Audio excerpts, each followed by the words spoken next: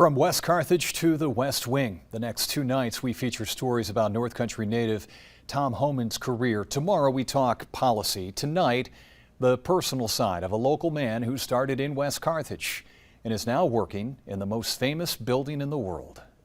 First of all, the West Wing, real estate is hard to get. As a senior advisor to President Trump, Tom Homan's office in the West Wing is 20 steps from the Oval Office in a house with a lot of history. I mean, you walk by offices where world treaties were signed and declaration of war. I mean, there's a lot of history in this building.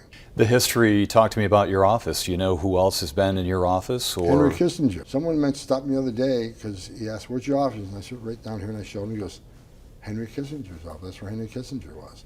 So again, sitting at the same desk, same chair as Henry Kissinger is an honor in itself. Is it the same furniture? I'm sure you think? It is. It's old. This is Homan's second time in the Trump administration. He remembers when he got the phone call to come back. I was having dinner at Goodfellows in Sackett's Harbor. That's what I want to know. Where were you out to dinner and you got the phone call from? Goodfellows in Sackett's Harbor having lasagna. And it was the president said POTUS on the phone? My phone went off, says POTUS. One of the first things the president said to me when he called me to bring me back the second time is that you've been complaining about it for 4 years. You want to come back and fix it. If I said no, I got no integrity. The man who walks the West Wing as border czar started his law enforcement career as a cop in his hometown of West Carthage. I've compared it to Mayberry RFT. Everybody knew everybody.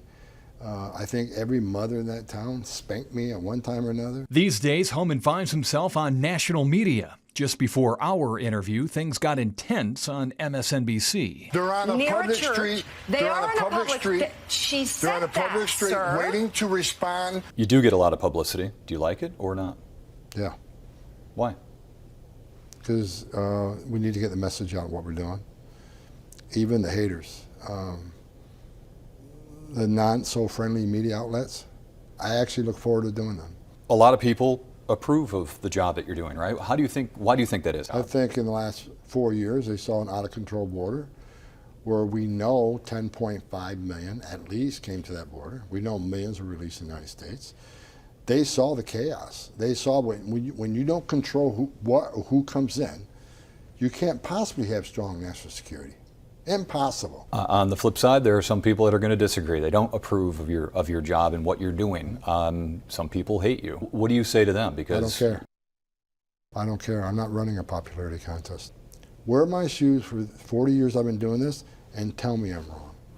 Agree or disagree with Homan, he is passionate about the law and immigration enforcement. A career that started in 1983 in West Carthage and caps off 20 steps away from the Oval Office. I knew from a young kid what I wanted to do, and I've lived the dream. I mean, I've had one hell of a ride. Did you ever think that you'd end up at the White House with that dream? Absolutely not. When Homan is done at the White House, I asked him if he would run for office. He said, quote, "Never gonna happen." Part 2, talking more politics and policy, is tomorrow night.